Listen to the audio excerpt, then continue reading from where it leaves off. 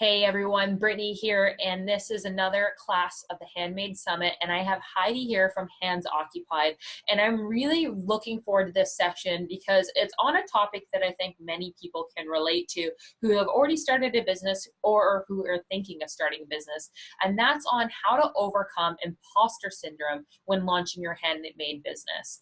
So with that said, Heidi, thank you so much for being here. Hey, it's great to be here. I'm excited. I'm nervous, but excited. It's just us hanging out with a few thousand people watching us. It's fun. NBD. Okay, well, let's just start really simple. This is a question I like to ask everyone, and just tell me a little bit about how you started your business and also why you started a handmade business. Sure. So my business is Hands Occupied. I started Hands Occupied in 2010 when I was 23 years old. I was living in the state of Michigan in the US in the height of the recession. Um, and I had just graduated from college and I was feeling a little bit rudderless. Like it was hard to find work. It was hard to really know. I mean, at that age, like, for one thing, the human brain doesn't finish developing till you're 26 years old. Like, I didn't know what was going on. And you kind of feel like when you do all this work to get a college degree that like the second you're done, you're supposed to magically know what you're doing with your life. And I was feeling like, I don't know what's going on with anything. But I did know that that the thing that made me feel confident in myself and gave me a strong sense of comfort was crafting.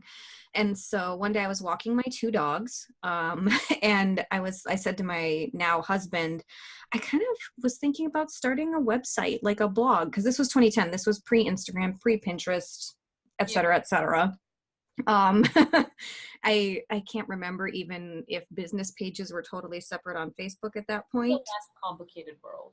Yeah, it really was. It really was.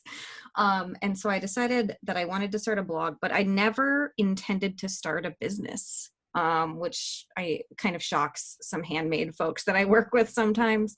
I just wanted to learn, self-teach a little bit about photography and especially web design, because I thought that might help me professionally. I had gotten a job as a part-time social media coordinator at my local PBS affiliate, literally building their first ever Facebook page from scratch and doing some YouTube content for them. And I was like, I think this could really help my potential career in social media. And it's so funny that I even thought I wanted a career in social media at the time. But without like giving a way too long of answer, I started Hands Occupied because I really wanted something to motivate me to learn web design and photography, but also to give myself some deadlines to keep being creative. Because it was hard once I was trying to balance like part-time jobs, odd jobs, and creativity. But creativity was always where I wanted my foundation to be. And that's kind of where Hands Occupied was born. And then it grew from there. That's so interesting because in a way it was an accidental business, right? Totally. And okay, so are you full-time now? Is this your full-time focus? Yep. I've been full-time for 2.5 years. Oh, awesome. That's great. Congrats on that. Thanks. Hard to believe that it's almost a decade then since you started, isn't it? It's weird. I feel old, man. Old in internet years, Yeah. in the craft space. Well, that's really cool. And I think that was one of the things that when we were emailing back and forth to try to understand, before we organized the summit, we just tried to figure out what topic each person felt most passionate about sharing. And one of the things you mentioned was, kind of like it was an accidental business and you kind of created the business to develop other skills rather than to earn money. And so I guess when you started the business, did you feel like you had an imposter syndrome? Like, did you feel like you had a lack of skills? What was that like for you? So part of why I called it Hands Occupied was I started knitting when I was 8 years old. My grandma taught me how because I had such bad unmanaged anxiety that I even had like insomnia in third grade. Like Oh, objectively, like that should not be happening. yeah. And first my grandma Mary tried journaling, and that was an utter failure because I was trying to correct my grammar and I was 8. And then she was like, well, this kid needs something else, so she taught me knitting, and knitting was a great coping mechanism for anxiety for me. And so, and crafting was always a way to manage anxiety, which I kind of mentioned already, and that's where the name Hands Occupied came from. But ironically, I didn't want to start the blog as a knitting or crochet blog because I didn't think I was good enough. I didn't think it was possible to become a designer as just some like 23-year-old nobody in the middle of the Midwest. I just was like, this is crafting. I don't know how you even have this as a real job. You must have to have like a really wealthy partner or a lot of connections or something that I just assumed I didn't have. Yeah. And then over time, once my photos got better and my like website was built and I learned the things that in theory I had started this adventure doing, people started sharing my stuff, and I had never intended for this to be anything but this like side project. And then I started getting inquiries about partnerships because everybody assumed I was there to be a professional blogger. And I was like, okay, cool, I'll take some money. I've got student loans to pay, Yeah. you know. And then it just kept growing. And it's funny because since I didn't intend for this to be my job, my imposter syndrome and anxiety couldn't get in the way of me pursuing it. And then it was happening and I was like, oh, what's an ad network? Like I guess this is where you can make more money.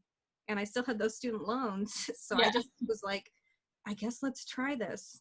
And it was so cool because I try to control so many things like every other Yeah. anxious person I think can relate to. And I think a lot of makers can relate.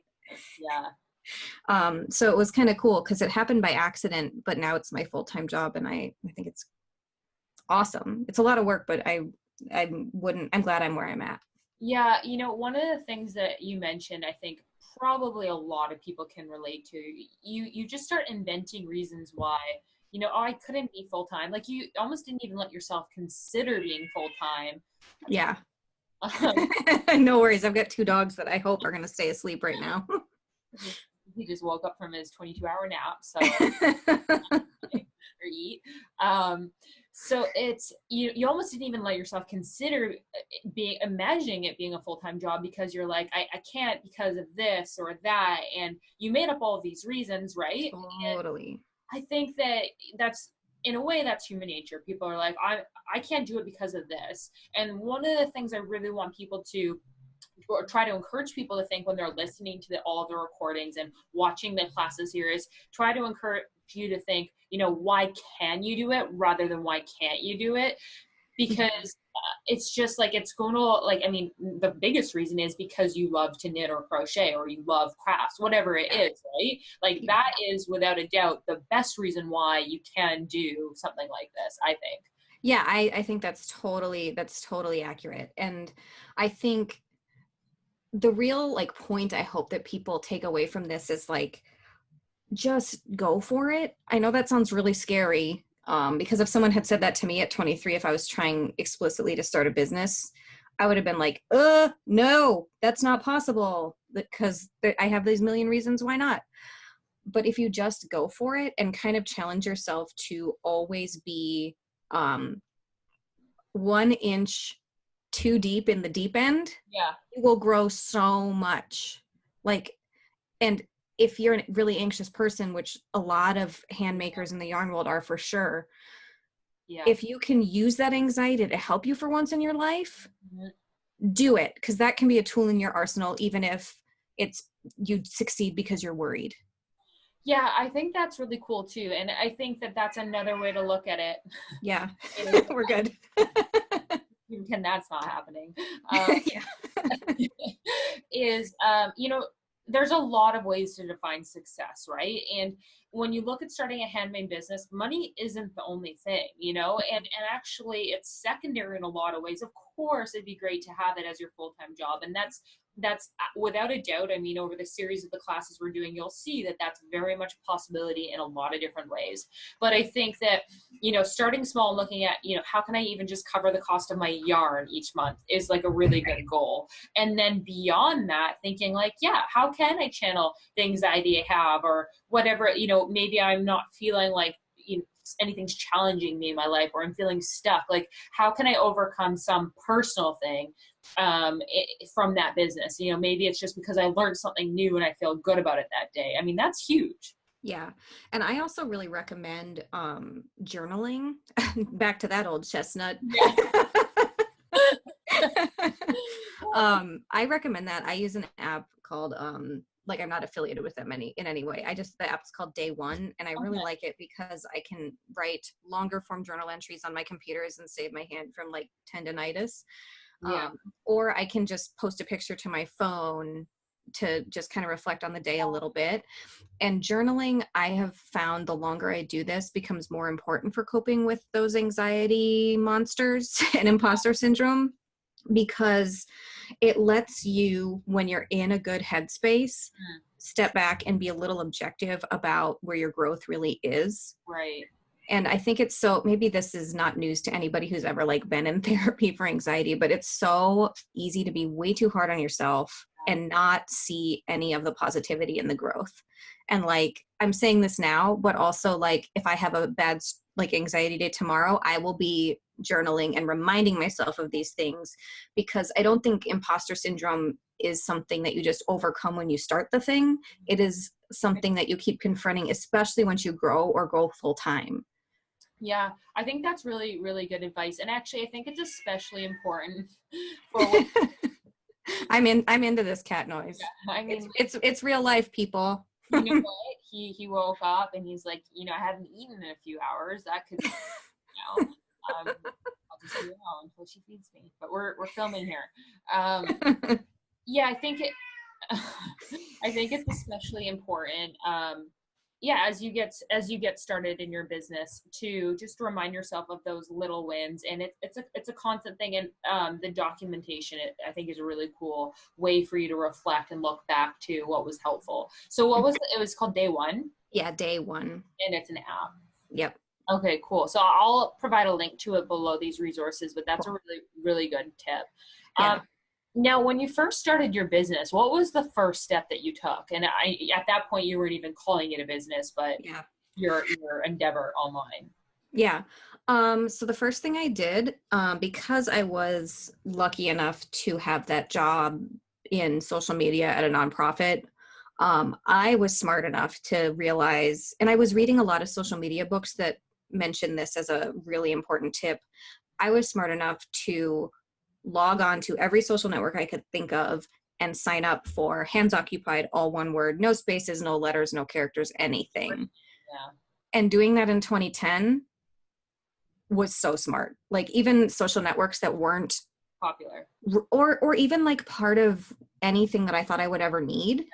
I'm so glad I did that just for the consistency. And then I bought handsoccupied.com. And so from day one, I had a handsoccupied.com with WordPress installed website.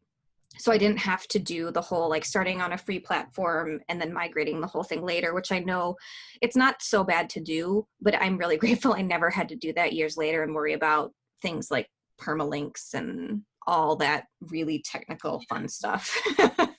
Actually, that's a good point. And I do want to mention, people are always asking, when you start a blog, what platform do you recommend? And especially now in 2019, there's so many more options. But totally. I still, without a doubt, recommend WordPress.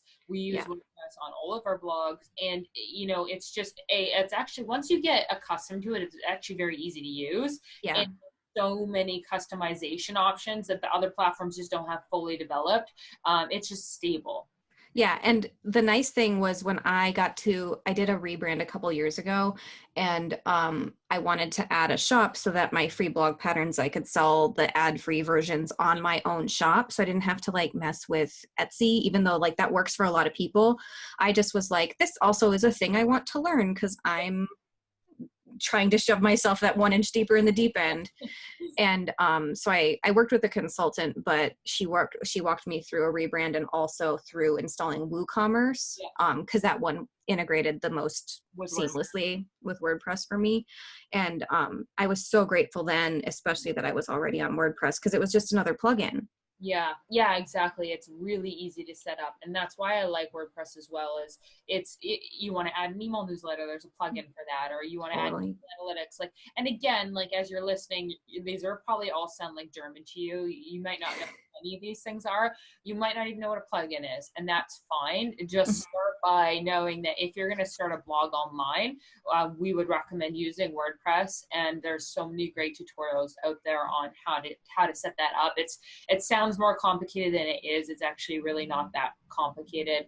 You need to pick a domain name, which you mentioned you did. You bought Hands Occupied, that's a domain name. And then you have to have hosting, so someone to host your website. And usually through there you install WordPress. So it's something that's not as complicated as it sounds. Yeah, and I started so long ago that I could have even done like what's called a manual installation of WordPress, and not to scare anyone away with all the technical stuff, but I went with DreamHost, and they had a one-click install, so I didn't have to like be a master at like crazy computer languages like PHP or CSS or HTML from day one. I could install a ready-to-go WordPress and a ready-to-go theme that I could tweak from there, so I got to take baby steps as I was ready to install that.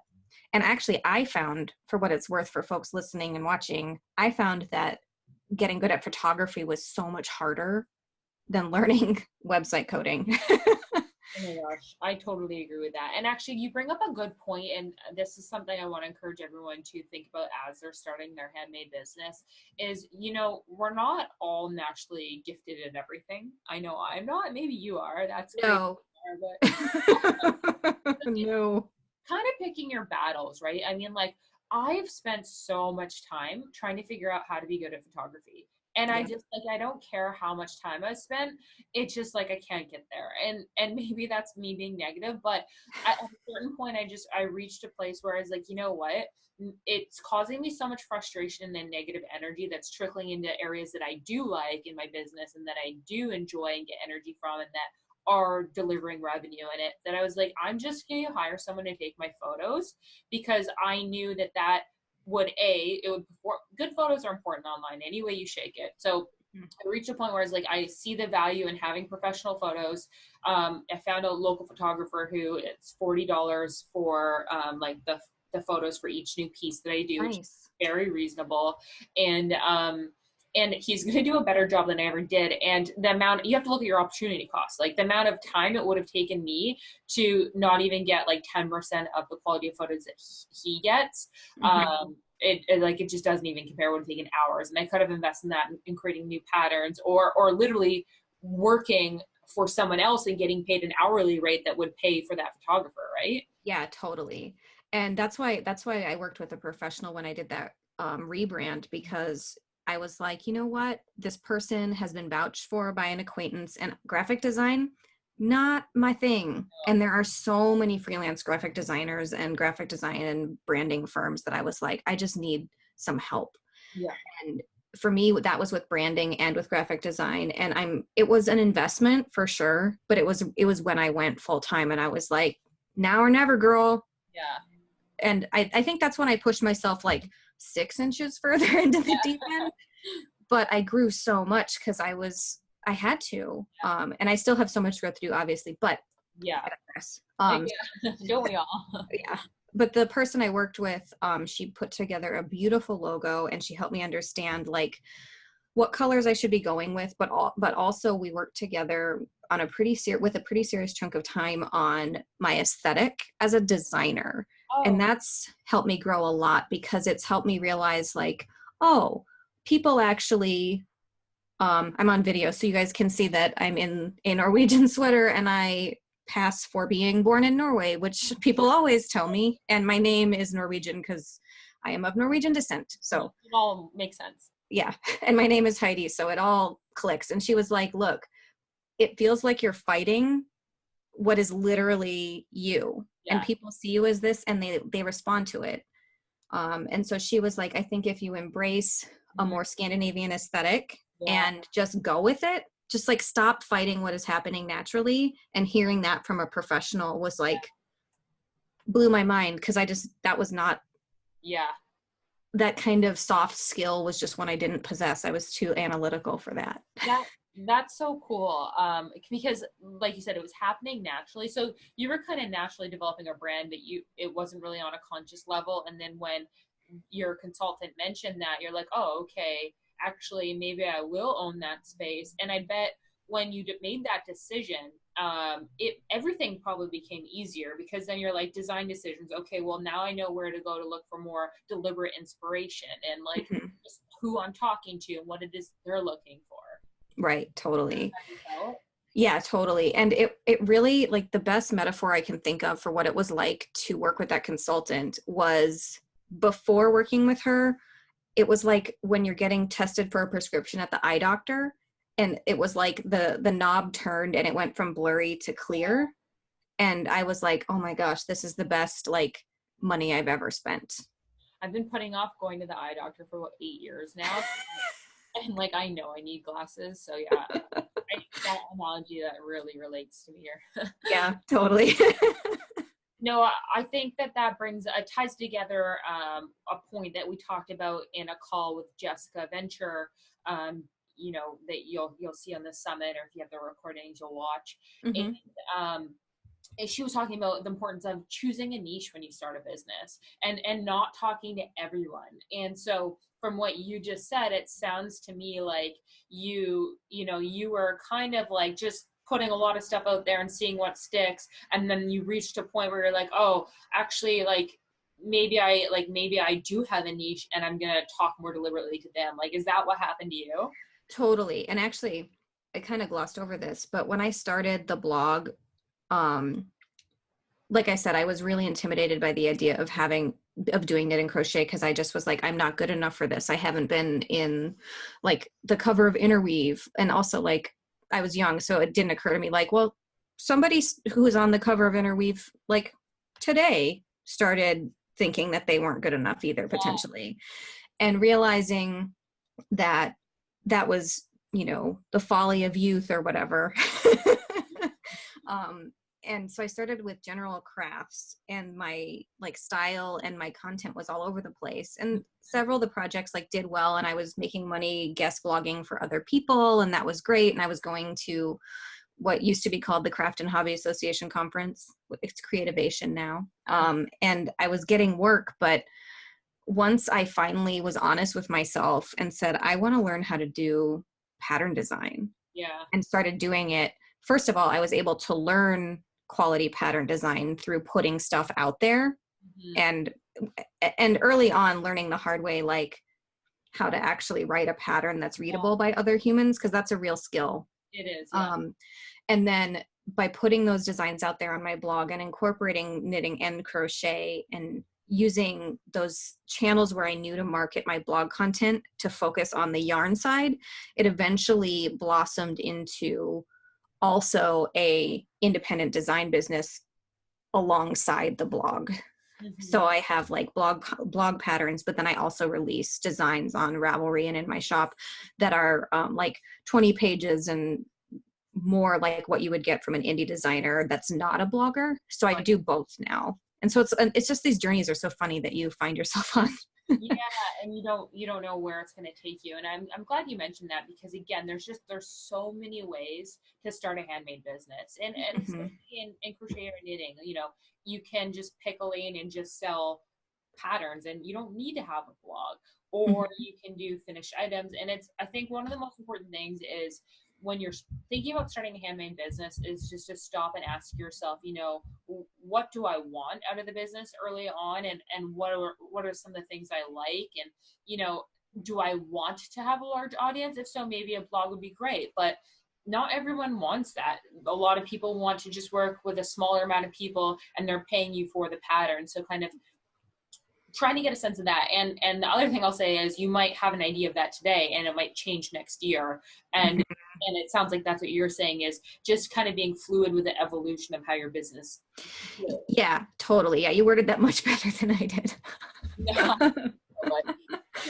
Yeah, totally. Like, a thing I have trouble with is letting go of control because anxiety. And I think that in my journaling, I'm often trying to remind myself, just let it be. Like, your pattern still has to be, like, you have to know your gauge, and your, all that stuff has to be tech edited and correct because it's a pattern that people have to be able to work from. But as far as projects I decide to take on, or designs I pursue, or other opportunities that come my way from blogging for all these years, trying to lean into what in your gut feels like the right choice is a really important skill to be able, it's an important thing to embrace.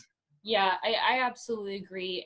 And I think that's something that as you go through business and in life in general, you get a little more comfortable with doing. And I remember one of my early business mentors said that, like, right now you're just starting your business and you're throwing spaghetti at a wall and you're just seeing what sticks, right? And like trying all sorts of things because you don't know what's gonna like work for you. But then as you go along and you start having these little successes, you start developing confidence and understanding what works for you.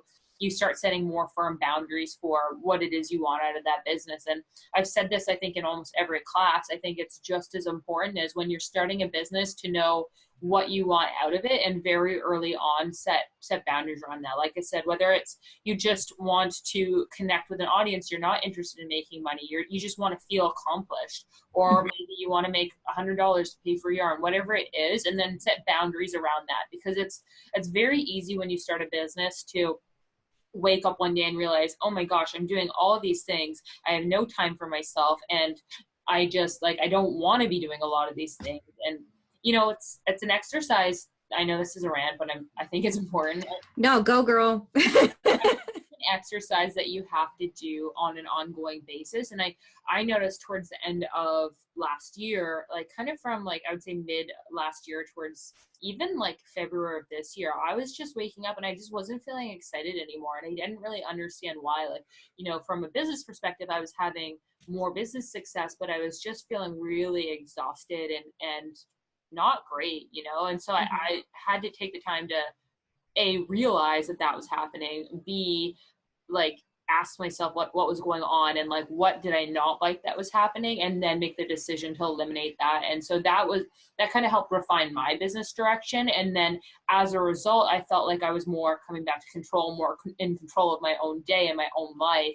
And then that felt less anxious and more happy. And so just constantly checking with making sure the business isn't running you, but you're running the business. Totally. And like, being able to clock when you're having some burnout is important. And I think with like maturity too, because I was relatively young when I started this, like being able to know what isn't, this sounds so cliche, but knowing what isn't serving you anymore, and knowing that if you're feeling a little burnt out, maybe that means that whatever that thing is making you feel the most acutely aware of your burnout, find a way to outsource it or find a way to excise it. Yeah. It's so interesting. I think sometimes we can get in this habit of being like, we don't have choices. So, because I was in this mindset being like, well, I don't have any choice. I have to keep doing these things. This is what's growing the business. And then it reached a point where I was like, I literally can't go on. Like, I'm so unhappy. And so I said, okay, I'm not going to do these things anymore. And I'm still here, and actually it forced me to evolve the business in a way that I'm so much happier with, and it's so much more able to kind of to grow with. So just really being honest about what works for you and what doesn't, and knowing that you kind of often unfairly box yourself in a corner that you've made up yourself. It's not really a corner. Yeah. And the odds that corner you've put yourself in, the odds that other people are seeing you in that corner are often low. Mm-hmm. Like being able to get that external perspective can really make your perception of, or make your understanding of how people perceive you more accurate than how you perceive yourself, if that makes any sense. So I think a lot of people kind of construct an identity for themselves and like boundaries for themselves that they feel they have, and other people may not necessarily see that or identify that with you. And so actually, talking to as you start a business, talking to friends and family and asking them, hey, what do you think I excel at, or or Sorry, that's my dog. animals around here. What do you think I excel at, or where do you think I need work? And just like getting outside perspective, I think is sometimes encouraging. And actually, on that note, one of the areas I think is really helpful too is I think it's important as you have a business to energy is so important. And because if you don't work for yourself, Sorry, that's Storm. that's story. She's very vocal sometimes. That's fine. My cat is too. Is just looking at like, if you're not feeling excited, it's going to be really hard for you to work on whatever that business activity is. And maybe Mm-hmm. that excitement and passion will come from just, the love of crochet or knitting. And Mm-hmm. that might be what gets you through it. But also, sometimes you just need some positive encouragement. So joining some Facebook groups and becoming part of a community, I think, is really helpful in the Mm-hmm. evolution of growing your business. Absolutely. And then, sometimes the universe like tells you what you need to be doing or what your limits are. Like this past fall, I was diagnosed with arthritis, and I'm 31. Yeah. So that's like fairly young to be grappling with that. And it felt like it came so soon after I had gone full time, and I was like, oh my God, what is happening here? And even though I went through like, yeah, Storm's really sad about it. I went through like, how can I possibly keep running my business if this Right. is something that's going to be debilitating potentially? I know, Storm, it's really sad.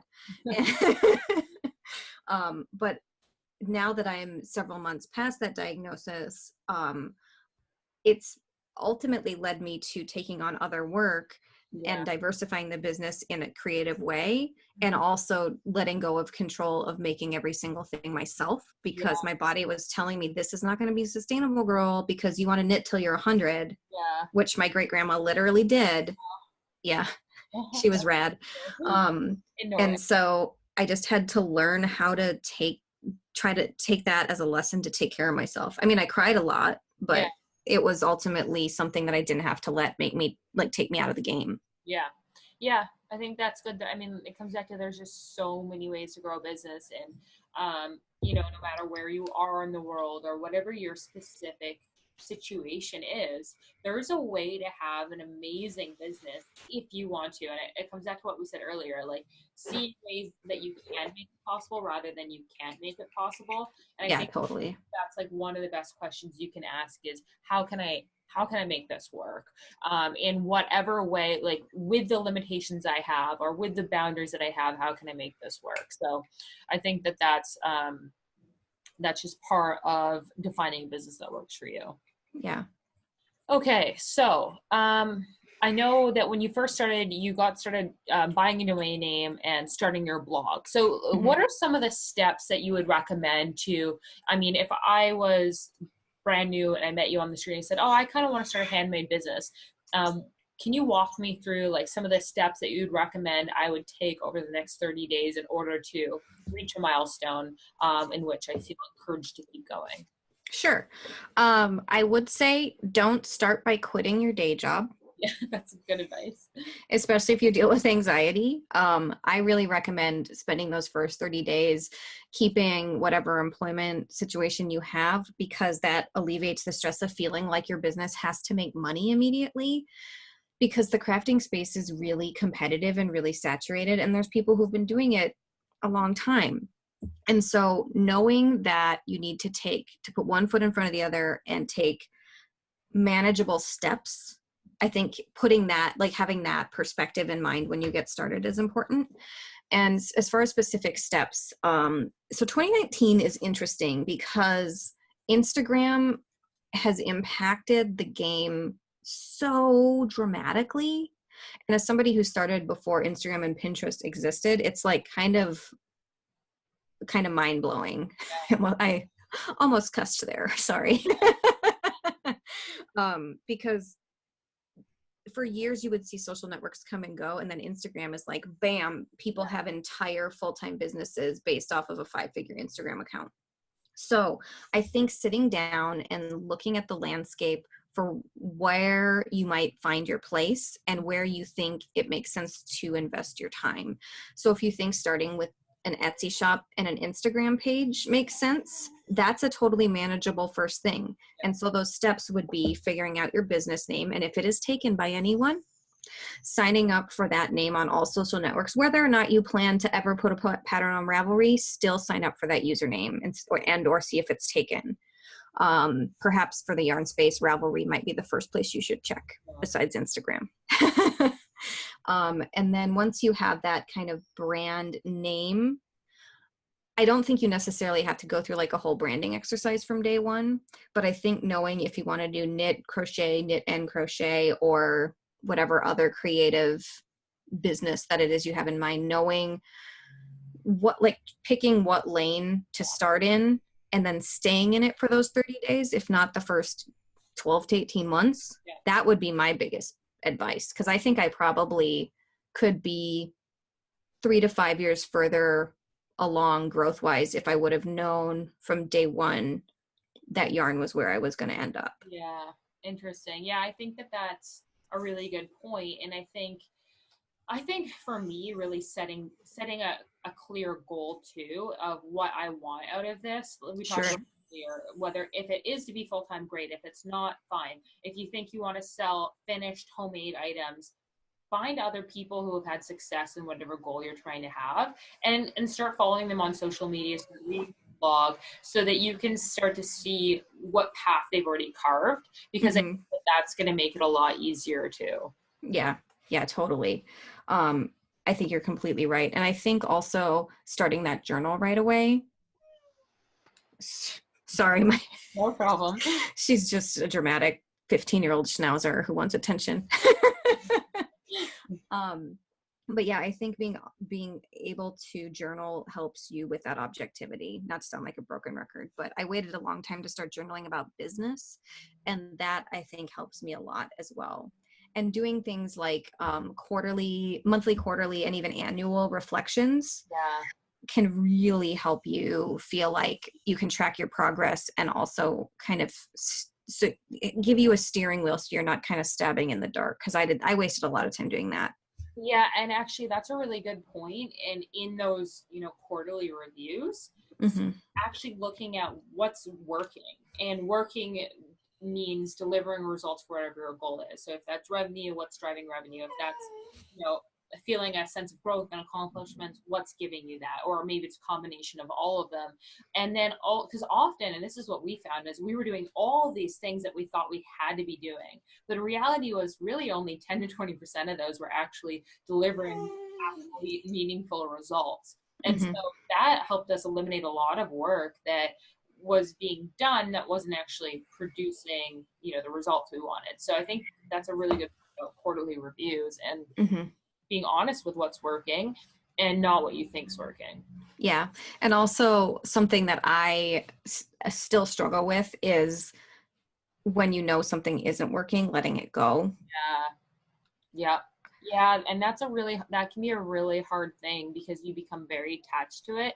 And especially if you're working with other people too, it becomes very emotional. And so that ability to let things go that aren't working is important. Yeah. And speaking of which, do you mind if I let this vocal little dog out of my space? All right, I'll be right back. Yeah. Come on, crazy. I know that as Heidi's letting right now, one of the things that I find really helpful is just looking at how I can go through business step by step, and ensure that I'm not feeling overwhelmed, and that I am, identifying things that I feel I can achieve and not committing to everything. I mean, so for example, there's how you mentioning that there's Instagram, there's all these like things that didn't exist 10 years ago. And so when I started my blog, Instagram wasn't really a thing.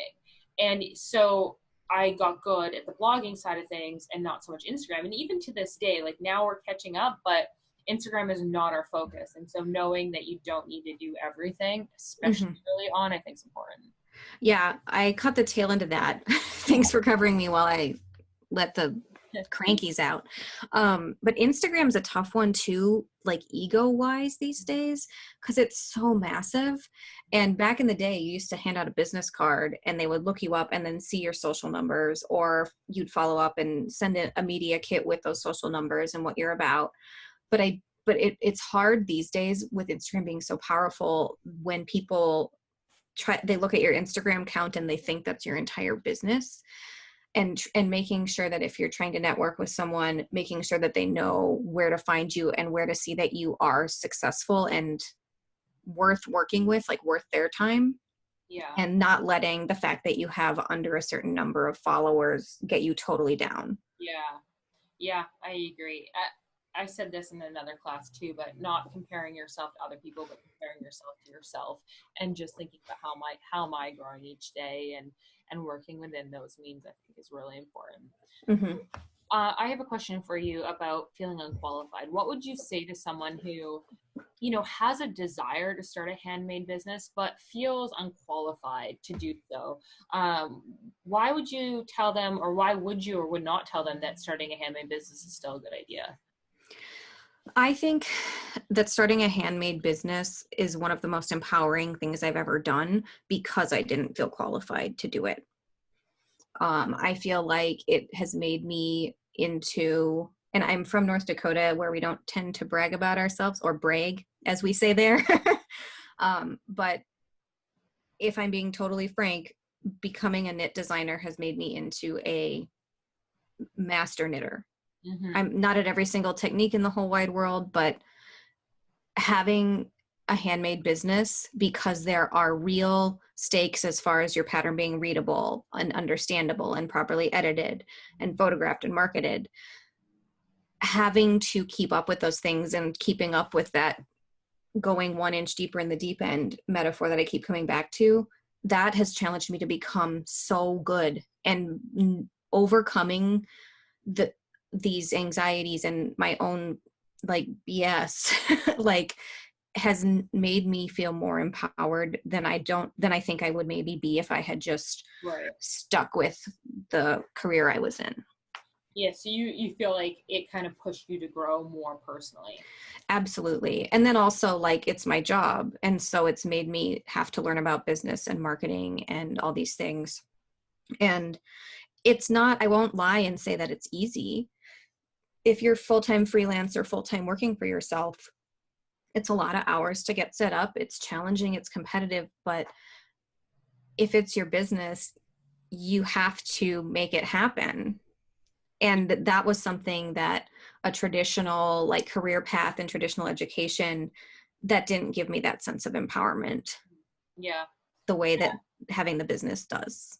It's a pretty incredible feeling like you wake up each day and you're like, wow, I made this happen. Like I created these jobs, that's, it's just a feeling that is kind of indescribable for me. Mm-hmm. And yeah, outside of actually being able to pay your bills and that sort of thing, I think it really has helped me feel more confident and feel more accomplished in my life, because I am learning new skills every single day. And Mm-hmm. I think when I'm learning, I feel happiest now, kind of looking back. So, and there's a lot you need to learn when you're starting a handmade business. Yeah, absolutely. Okay, so what are the main things you would say are to remember when you're starting a business, when you feel like you have no idea what you're doing? The main things to remember, Yeah. um, find the best way to ignore that voice that is telling you you don't know what you're doing. That's the biggest one for me. And I think especially once I switched to full time, learning how to ignore that voice has become more and more important, because fake it till you make it is real, man. Yeah. And I think, yeah, finding a way to ignore that voice and then starting that business, you'll be busy enough keeping up with that business, especially if you also have another job. Because I also had a full-time job for large chunks of this like last Yeah. 8-9 years. Keeping yourself busy helps you not have time to listen to that voice. Yeah. And I think that expression fake to your make it is especially relevant when it comes to like your confidence. And, you know, you might not know, actually, in fact, you're definitely not going to know every step that you should be doing, right? And you just, Mhm. the more you become okay with that and comfortable in the uncomfortable, I think it will push you to having that success. And really, I think the thing for me to remember is focus on one foot in front of the other, and like what's one small action I can take today that's going to push me a little bit forward. And yeah, of course you need to think about the big picture and where you're going, but you don't need to think about that necessarily every day. You just need to think like, what's one thing I can do that's going to better my situation. Absolutely. Preach. Okay, last question, and just to wrap up, you know, what would you say, are there any tools or resources that you use in your day-to-day or monthly that have helped take some of the overwhelm out or make you feel more organized and productive? There's that journaling app, Day One. Mhm. But about a year ago, I two other full-time craft designer friends, they do cross stitch, embroidery, and crochet. Haley Pearson Cox from Red Handled Scissors and Molly Johansson from Wild Olive. They approached me over email saying, "Hey, we'd like to start a podcast." And it's called the Very Serious Crafts Podcast. There's a little plug for you guys right there. But so all three of us, we don't live near each other. I'm in the city of Chicago, Molly's in the suburbs, and Haley lives in Brooklyn. And so we had to find a workflow tool that made sense for us to manage all of our social media postings, scheduling when we're recording, dealing with who's going to edit and upload, and all of this whole new separate checklist of things that we were new to in podcasting. And Haley had a mentor slash friend who swore by CoSchedule. Okay, yeah. And we started using that, and I really dig it. Also, bonus, they're based out of North Dakota. And I was like, oh, cool. If I'm going to spend my money, Yeah. and it's going to some hometown people. And they have amazing customer support. Setting it up was a little bit of a learning curve, but it is a godsend. There's an app that, you know, sends me a notification when my Instagram post needs to go up. Yeah. It's a social media scheduler, but also like a workflow tool. Yeah. And that helps a lot. I really like CoSchedule. Yeah, anything that can help with workflow and just feeling like you're a little more on top of the moving parts, I think is really helpful. We use Trello and Asana in our business, which Yeah. that's not so much for like actually scheduling the social media, but just for keeping track of things so that you don't lose track. Yeah.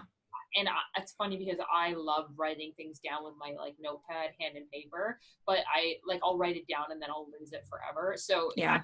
I try to force myself to like document it on Trello or Asana, especially as you start to have a team or other people involved. Mm-hmm. And the thing that I've done this year, the work I've taken on this year to make up for the fact that I wanted to diversify my income a little, is I've started making videos for different clients' social media in the crafting space for the most part. And I've really been thinking about giving Trello a try because everyone who uses it says they love it for this. Yeah. Trello is fantastic. You know, you can create a free account.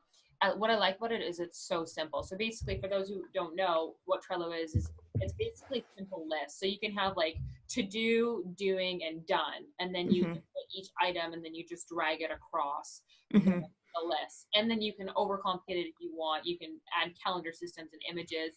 But we used it for managing our editorial calendar, and then as we started adding other crocheters and things, we switched to Asana because it was easier with more team members. But I would actually say I prefer Trello, especially with just kind of only a few people involved. And then with a bigger organization, Asana might be more helpful. But yeah, it's fantastic. So we'll include the resources mentioned in this call below the class. But Heidi, thank you so much for being here and sharing your journey. I think one of the things I love about talking to you is just that you didn't go into this thinking that you were going to start a business, and you weren't like, yes, I know everything. You're like, I literally don't know what I'm doing.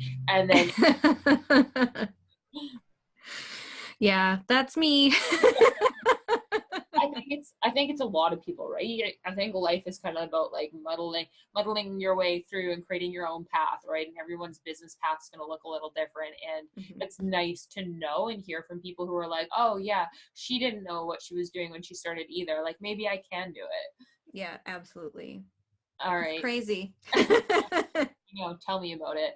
Well, I will include links to your website. Everyone should definitely go check out Hands Occupied and the podcast as well. It sounds awesome. So, once again, everyone, I hope you enjoyed listening to this class. Heidi, thank you so much. Yeah, thanks for having me. Bye, guys.